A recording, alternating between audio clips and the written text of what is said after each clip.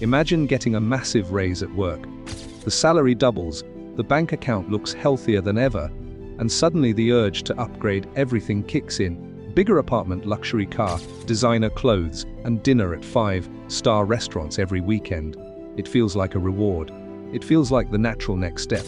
But here is the brutal truth that most people never learn until it is too late, that single habit quietly destroys more wealth than almost any financial mistake out there. It is called lifestyle inflation, and avoiding it is one of the most powerful things smart money ever does. The question is, why does it feel so natural to spend more as income grows? And why do the truly wealthy fight that feeling with everything they have? The trap that looks like success. Lifestyle inflation is not complicated. It is simply the habit of increasing personal spending every time income increases. Get a raise, upgrade the car, land a new job, move to a more expensive neighborhood. Earn a bonus, book a first-class flight. On the surface, it looks like progress. Underneath it is a quiet financial trap. Here is what makes this trap so dangerous. It feels completely justified. People tell themselves they worked hard, they deserve the upgrade, and they can afford it now. And sometimes, a small lifestyle improvement is perfectly reasonable. The problem starts when spending climbs at the same rate or faster than income. When that happens, no real wealth is being built. The person earning $100,000 a year but spending $105,000 is in a worse position than someone earning $60,000 and spending $45,000. The numbers tell the full story. Consider the case of many professional athletes who famously earn millions and somehow end up broke within years of retirement. A significant number of NBA and NFL players are reported to face serious financial hardship just a few years after their careers end. Their mistake is rarely bad investments alone. It is the dramatic lifestyle inflation that happens the moment big contracts arrive. Private jets, enormous mansions, fleets of luxury cars, and massive entourages all scale up instantly. But when the income stops, the lifestyle does not shrink fast enough, and the financial collapse follows. Nicolas Cage is perhaps one of the most cited celebrity examples of this exact pattern. Banner year. Sales are up almost 20% in the first quarter, and we just landed a major... At his peak, he was one of the highest paid actors in Hollywood, reportedly earning around $40 million in a single year. Yet he faced serious financial and tax troubles, having reportedly purchased multiple castles, private islands, and an enormous personal zoo. His story is not just about bad decisions, it is a textbook example of what happens when lifestyle spending grows unchecked alongside income. More money came in, and more money flew straight back out. The trap is not exclusive to the ultra-rich. It happens to teachers, engineers, doctors, and entrepreneurs at every income level. Earning more does not automatically create wealth. Keeping more does. What smart money actually does, the people who genuinely build lasting wealth operate from a completely different playbook. Their behavior seems almost counterintuitive, especially in a culture that equates visible spending with success. Warren Buffett is the clearest living example of this mindset. I had a twin, and he had to eat broccoli and asparagus and Brussels sprouts.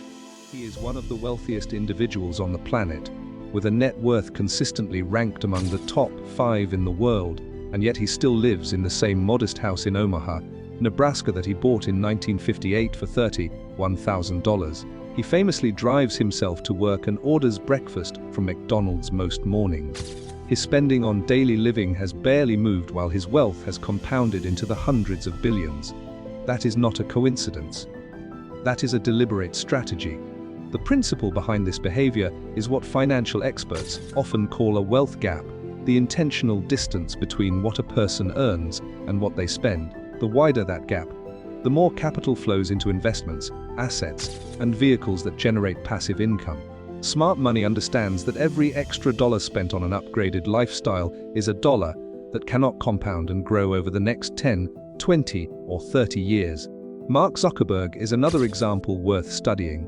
It occurred to me that building a company was the best way to... Despite running one of the most valuable companies in history, he has been repeatedly noted for his deliberately simple personal wardrobe, often wearing the same grey t-shirt and jeans to preserve mental bandwidth and avoid unnecessary decision-making around consumption.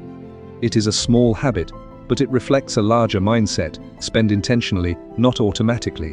The wealthiest individuals also tend to treat saving and investing as non-negotiable expenses rather than what is left over after everything else is paid. They automate a fixed portion of income directly into retirement accounts, brokerage accounts, or investment vehicles before lifestyle expenses ever get a chance to absorb it. This approach removes the temptation entirely. It is not about having incredible willpower. It is about building a system where smart choices happen automatically. What is equally important is the mindset shift around what money actually represents. For most people, money is something to spend as a reward for working. For smart money, every dollar is a tool that can be deployed to generate more dollars. That framing changes everything. Spending $50 on a dinner is not just $50, it is the $50 plus every dollar that amount could have grown into over the next decade. How to recognize and break the cycle. Understanding lifestyle inflation is one thing. Breaking the cycle is another, especially when the entire consumer economy is engineered to encourage the opposite behavior. Marketers, credit card companies, and social media algorithms are specifically designed to trigger spending at the exact moment income rises. The first step is awareness. Most people who fall into lifestyle inflation do not even realize it is happening. Spending increases slowly and gradually: a slightly better apartment here, a newer phone there, a streaming service or two added each year. None of it feels dramatic in the moment. But over 5 to 10 years, the cumulative effect on savings and investment potential is enormous. A practical strategy is to set a rule before any income increase arrives.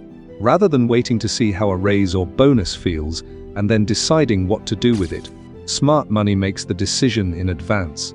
A common approach is to direct at least 50% of any income increase straight into savings or investments, and allow only the other half to improve lifestyle spending. This way, quality of life does improve, but wealth building accelerates at the same time. Charlie Munger, the late business partner of Warren Buffett and an extraordinarily successful investor in his own right, was known for his sharp observations on human psychology and money. He often spoke about the power of patience and the danger of comparing oneself to peers. One of the fastest drivers of lifestyle inflation is the instinct to match or exceed what neighbors, colleagues, and social circles are spending. This is the well-known keeping up with the Joneses effect. Smart money ignores it entirely and focuses on personal financial goals rather than external comparisons. Setting clear, specific financial targets is another powerful brake on lifestyle inflation. Whether the goal is early retirement, financial independence, building generational wealth, or simply never having to worry about an emergency expense, having that goal written down and visible makes every spending decision feel more meaningful. It transforms the abstract idea of saving into a concrete mission. Finally, the difference between wants and needs must be examined honestly and regularly. Smart money does not deprive itself of all enjoyment. It makes deliberate choices about which expenses genuinely add value to life and eliminates the rest. The truly wealthy often spend generously on experiences, health, and relationships. What they avoid is the mindless, status-driven upgrading of everything the moment more income arrives. Wealth is quiet. Consumption is loud. The flashiest cars, the biggest houses, and the most expensive wardrobes are often signals of income, not wealth. True financial power is built in the gap between what comes in and what goes out, and protected by the discipline to keep that gap wide, no matter how much income grows. Lifestyle inflation is not an accident. It is a choice made by default when no better decision has been made in advance. And the reverse is equally true. Avoiding it is also a choice, a conscious, deliberate, and deeply powerful one. Smart money has always known this. Now the question is whether everyone else will choose to follow.